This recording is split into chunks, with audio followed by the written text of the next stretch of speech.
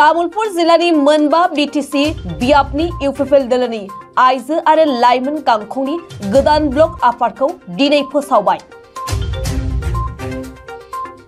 फैबाय थानाय बिसायख'थियाव तामुलपुर जिलानि सिङाव थानाय मोनबा बियाबाव दोलोखौ देरहाहोनायनि थांखिजों तामुलपुर जिलानि सिङाव दरङाजुलि, गयबारि, नाग्रिजुलि, सुख्लाय सेरफां आरो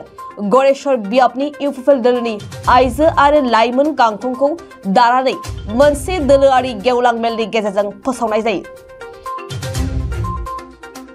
बे हाबाफारियाव मिरु इउपिपिएल दोलोनि नेतानि माधव छेत्री, तामुलपुर जिला इउपिपिएल दोलोनि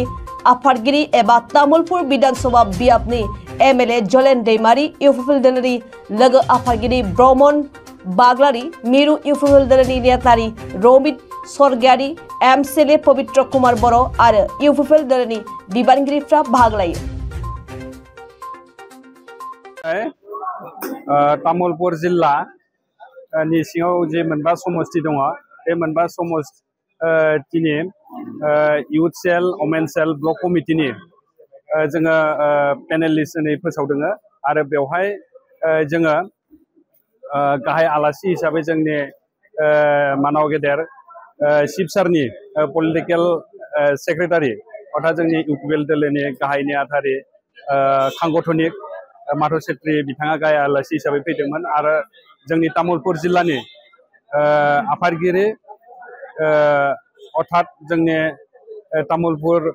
जिल्लानिनो एमएलए जलेन दैमारी बिथाङा दिनै बाहागो लादोंमोन आरो बेवहाय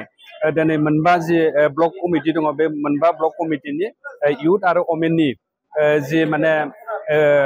आफादगिरि आरो गाहाय नेहाथारि सानै जों बेवहाय घोषणा होदों अर्थात डिक्लेयार खालामनो हादों आरो बेवहाय जोङो फैबाय थानाय जे बीटीसी बिसायख'थि, बे बिसायख'थियाव जोङो मोनबा समस्तिखौ जों जेन देरहानो हायो, बिनि थाखाय जोङो जोंनि जि लाइमोन आरो आइजो गांखं बेखौ जोङो दाफुंनानै लानो थाखाय जोङो दिनै बेवहाय आफादगिरि आरो गाहाय नेहाथारिजों फोसावबाय आरो उननि हाबाफारियाव बिथांमोना गावबा गावनि ब्लक कमिटियाव गावबा गाव जि कमिटि दङ बिथांमोना दाफुंनानै लागोन आरो बेवहाय जोंनि जे बिटिआर सरकाराव जों मिन्थिगौ फैबाय थानाय दिनाव जोंनि इउपिपिएलनि सोरखार जागोन आरो बेवहाय मानाव गेदेर प्रमद बर' सारा जि चिफ जागोन बे रोखा जानानै दङ। मानो होननानै बुङोब्ला जोङो मिन्थिगौ जोंनि नैबे बीटीसीआव जेसेबां इलेक्सन जादों जोङो गासै इलेक्सनफ्राव जों देरहाबोबाय थादों। बेजों लोगोसे थांनाय जि सिडली बाइ इलेक्सन जोंहा